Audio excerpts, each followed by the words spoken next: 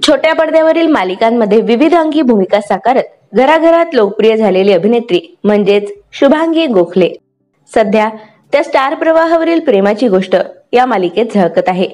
त्यांची real life मुलगी सखी गोखले ही देखील मराठी कलाविश्वातील एक प्रसिद्ध मराठी अभिनेत्री आहे.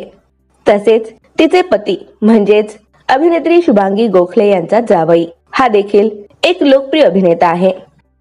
चला तर पाहूयात कोण आहे हा अभिनेता व संपूर्ण माहिती. तर अभिनेत्री शुभांगी यांच्या जावयाचे नाव सुब्रत जोशी हे आहे.